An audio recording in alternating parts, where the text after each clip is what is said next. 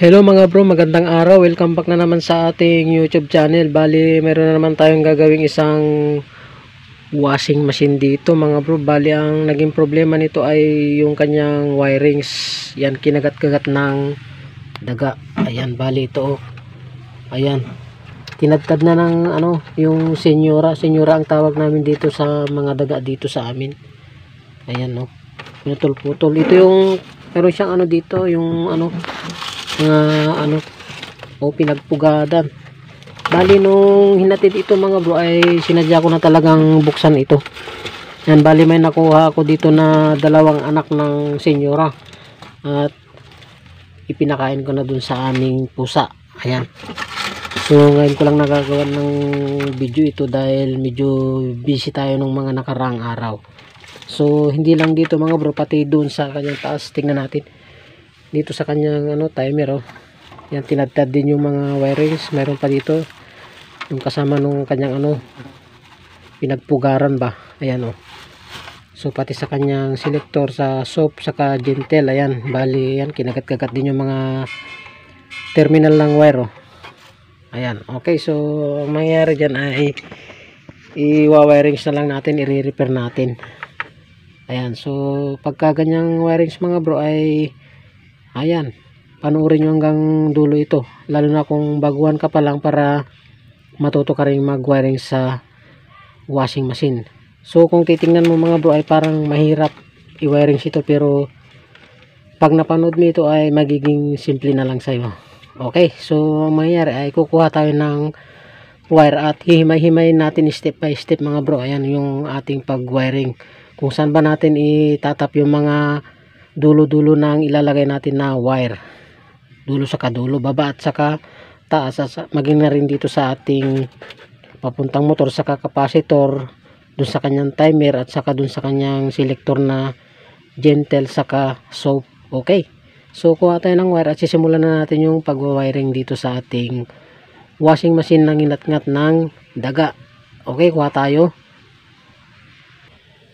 Okay, so bali ito mga bro yung pinabili natin sa may-ari. Bali kung ito 5 metrong wire na auto wire, kahit yung lang number 18. Ayan, pwede na.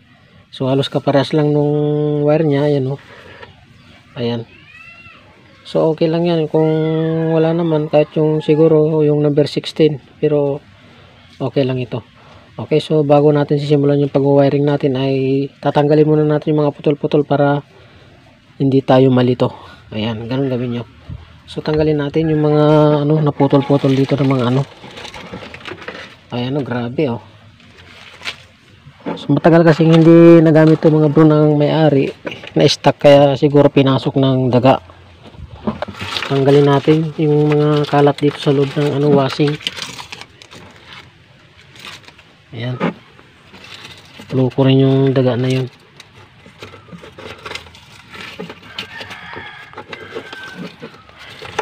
Bagay sa ating mga technician ay ayan, dapat nga magpasalamat tayo dun sa daga dahil meron na naman tayong i-vlog, o meron na naman tayong may bungo pa dito ng palaka, yung palaka na karag. Meron na naman tayong i-vlog, o meron na naman tayong income. Siyempre sa paggagawa natin ay meron tayong pinaka labor. Sana all. Okay, so bali tanggalin natin lahat mga bro. Ayan talagang napansit lahat loko talaga yung daga na yun, pero salamat pa rin daga dahil ayan, meron tayong i-vlog. Okay, so ayan na mga bro yung kalat ng daga. Grabe. Ayan, bali meron pa dun sa dun sa taas, dun sa kanyang timer ito. Ayan okay, grabe yan yung kanyang pinagpugaran. Okay, simulan na natin yung pag-wirings natin. So bali ang unahin natin mga bro ay dito sa pinakamin natin, dito sa may pinaka cord natin o plug. Ayan, dito tayo magsisimula para hindi kayo malito. Ayan meron pang ito sapot Ayan. So ang unang itatap natin, dito muna tayo step by step bago natin ilalagay yung ating wirings. So tanggalin muna natin yung pinaka ano nya, ito cable tie na. So putulin na natin.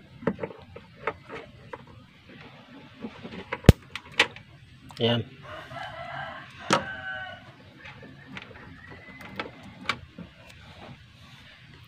So bali ito yung cord natin. Ang uunahin natin ay itong kulay blue. Ayan yung pinaka common natin. Ito. So putulin na natin dyan. At balatan na natin ng panibago. So balatan natin. Ayan. Tapos hanapin natin yung bali ito itong kulay blue duman sa fuse, itong kulay red. Tapos itong kulay red na ito itatap din natin dun sa motor, wire ng motor, itong kulay blue. Yan, ito yung pinaka common ng motor. Okay, balatan din natin to, pinaka common ng motor. Ayan. So dito natin itatap yung ano, yung pinaka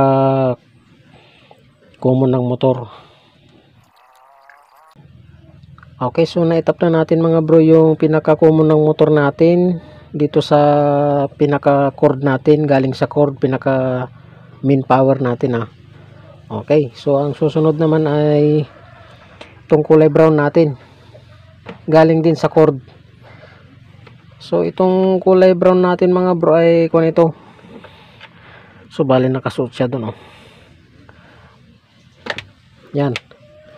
Doon ito nakatap dun sa taas. Okay, balatan natin. Ayan, ang mangyayari dito mga bro ay magdudugsong tayo ngayon. Ayan, magsusuot tayo ng wire dito sa pinaka katawan ng washing machine natin. Okay, suot natin yung wire. Okay, so bali na isuot na natin mga boss yung wire natin. Ayan, isa-isa lang kapag nagsusuot kayo ng wire dyan para hindi kayo malito. Ayan, lalo na kung pare-parehas yung kulay ng wire. Okay, so idugsong na natin dito mga bro, dito sa brown natin na galing sa pinaka cord natin ito. Okay, so naidugsong na natin mga bro, lagyan na natin ng electrical tape. Okay, so nalagyan na natin mga bro ng ng electrical tape. Ayan So bali ang susunod ay itatap na natin dun sa taas yung dulo nito. Okay, tap natin sa taas. Okay, so bali ito na yung dulo ng wire natin mga bro. Ayan, bali tatap na natin. Okay, dito natin itatap sa ito sa brown. Ayan. Ayan, kumbaga andito yung apat na wire dito. Kumbaga ito yung una, yung pangalawa itong kulay brown. Okay, balatan natin itong kulay brown. Tapos itatap natin ito, puputulin natin ito, itatap natin. Okay, so putulin natin ito. Yan, lagyan lang natin ng allowance.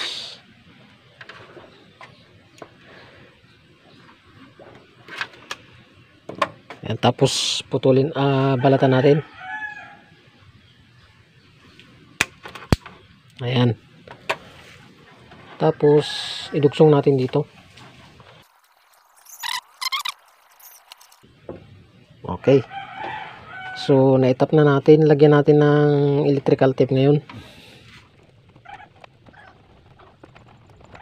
Okay, bali nalagyan na natin mga bro ng electrical tape. Ang susunod naman ay ito naman, yung ililinya natin yung katabi niya. Kasi pagka inon mo yung timer natin, magdidikit ito. Magkakaroon ng live ito. So, saan naman papunta ito? Bali, itong wire na ito mga bro ay pupunta rito. Dito sa pinaka neutral natin ng selector ng soap saka gentle. Yan, dito siya pupunta. Okay, so yan ay itatap natin. Bali dudugsungan na lang natin ng wire. Okay, dugsungan natin. So bali ilagay na natin yung wire. Bali ko na lang mga bro, itatali na lang natin. Bali ko na matrabaho pagka bubukayin pa natin yung pinaka clamp niyan. Okay, so itap na natin. Yan, bali sundan lang yung mga bro, sigurado pag may washing machine kayo na i-wirings nyo ay masusundan nyo ito. Okay, tapos ito balatan natin.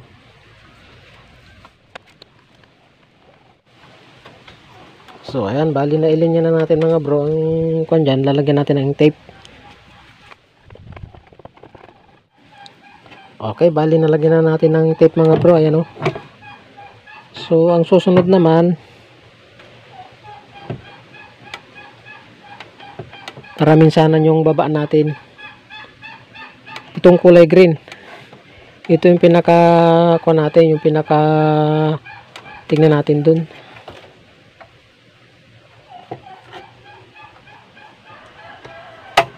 Yun yung pinaka soap natin. Ayan, yung green. Tapos itong isa, ito yung pinaka normal natin, pero ang tatap muna natin ay yung green. Ito, itong kulay green ng timer, yung nasa gilid, tatap natin dun. Okay, tap natin. So balatan muna natin to.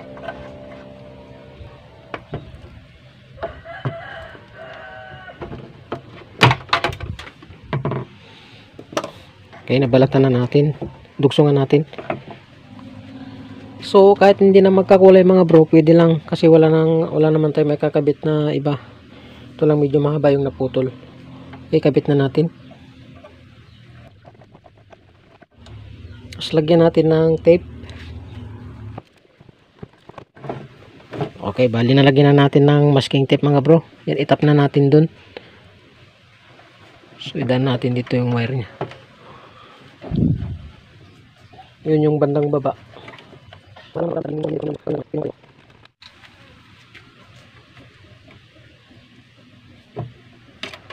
Ayan. So ang susunod naman mga bro ay itong kulay red, pangatlo. 1, 2, 3. Itong kulay red. So balatan natin.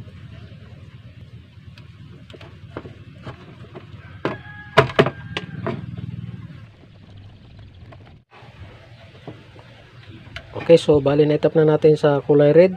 Lagyan natin ng masking tape. Okay, nalagyan na natin ng masking tape mga bro. Itap na natin dun. Dito sa bandang taas. Ayan. Ayan, ito yung pinaka kuha natin. Pinaka normal. Soap saka normal. Okay.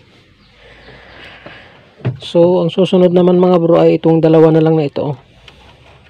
Itong dalawang yellow. Ito nasa pagitan ng kulay red. Ayan yung kulay red na dinugsungan natin.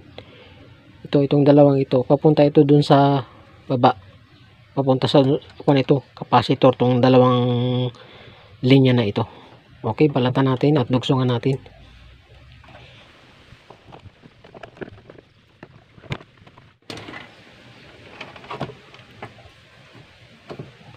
Ito mga bro yung magsisilbing forward, reverse ng motor natin. Yan kasi mga bro, nagpapalit-palit na ganun yan. Pag umaandar yung timer natin, nagpapalit-palit. Kaya bumabalik-balik yung motor ng washing natin. Okay, dugsungan natin. Okay, so lagyan natin ng masking tape. Okay, so bali dugsungan naman natin itong isa.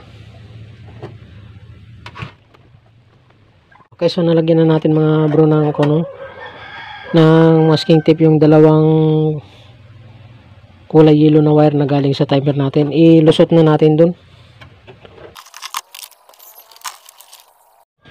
Okay, bali ito na mga bro yung galing sa timer natin na dalawang sinuot natin kanina. Ayan. Ayan. So itatap na natin. Bali kunin natin yung wire ng motor natin. Kunin natin yung dalawang yellow. Ayan, dito natin siya itatap. So, balatan natin ito. Okay, nabalatan na natin. Bali, dito natin itatap to mga bro. Kahit alin dito sa dalawang ito, pwede lang. Okay, tap na natin. Ayan. Tapos, itong isa, itap din natin. Dito rin sa, galing sa motor. Okay, naitap na natin mga bro dun sa papuntang motor, yung dalawang galing sa taas ng timer. Kunin natin ngayon yung wire ng kung mayroon pa palang mga naputol-putol dito. Kukunin natin yung wire ng capacitor. Yan, bali ito yung wire ng capacitor natin mga bro. Itong dalawang ito, tatap natin dito sa dalawang ito, yung galing sa timer natin na makaparehas ang kulay. Doon din natin itatap yung dalawang wire ng capacitor natin. Baliktaran to mga bro, walang polarity ito. Okay, so balatan natin. Ayan, so itap natin ngayon. Baliktaran din yun mga bro, pag tinap nyo wala siyang positive negative. Tapos testingin natin. Titis muna natin sa tester mga bro, kung para sigurado yung natin, yung wiring natin, baka nagkamali, para sure lang ba.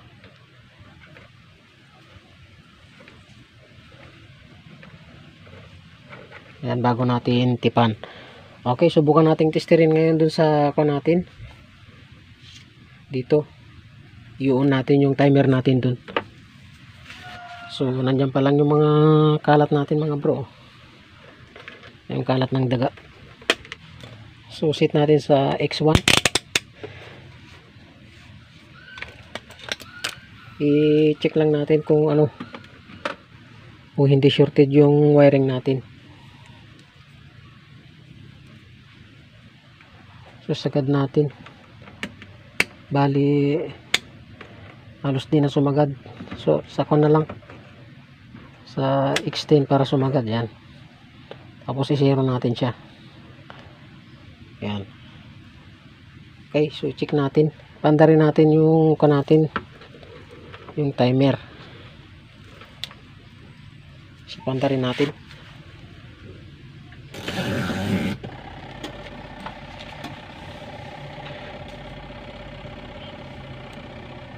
Tingnan natin kung hindi shorted.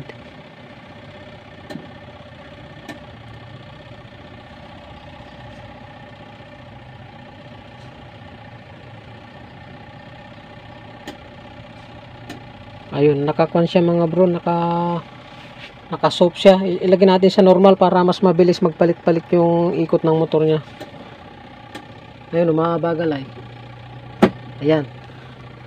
Naka-kuan siya, naka-normal na yan. Ayun.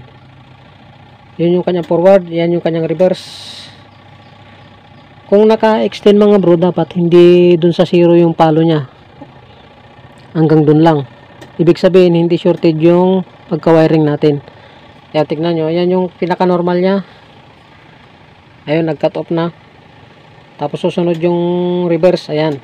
Ganyan dapat yung laro ng timer nyo mga bro, pagka tinis nyo dito sa pinaka-plug nyo. Ayan o. Ayan. Okay. So, pwede nating testingin mga bro. Subukan natin kung okay yung ikot ng washing. Tanggalin natin yung tester.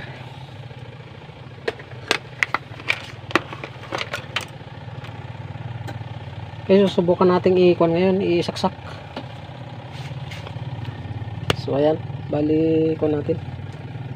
Lalayan natin. Saksak natin 'to, no. Ito yung saksakan natin. Ayan, subukan natin.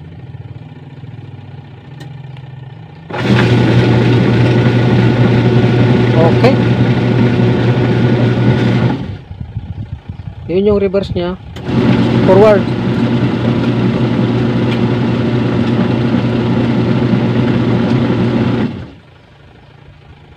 Ayos mga bro.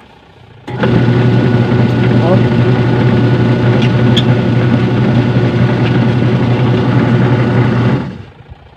Ayos yung repair natin, tagumpay. Ayan. So okay, tatanggalin muna natin sa saksakan. Ayan. Ayan.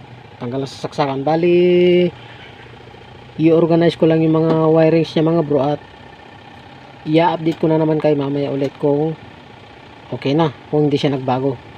Okay. Okay mga bro, bali ito na yung ating i-wiring na washing machine. Bali, testingin na natin. Yung natin yung kanyang timer. Ayan. Bali, Cleanmatic. Ayan. 7.5 kilograms.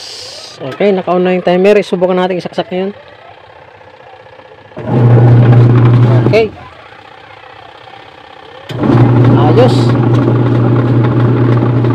Matutuwa na naman dito mga bro yung may-ari. Kasi natambakan na raw siya ng labahin. Ayan. Okay, ayos. So tanggalin na natin sa saksakan. Okay, so ayos na mga bro. Good na yung repair natin na isang washing machine na Cleanmatic. Ayan. Okay, paano mga bro? Ayan, sana ay nagkaroon na naman kayo ng konting kalaman sa video ito, at kita-kita na naman tayo sa susunod na mga video ni Laritech. Okay.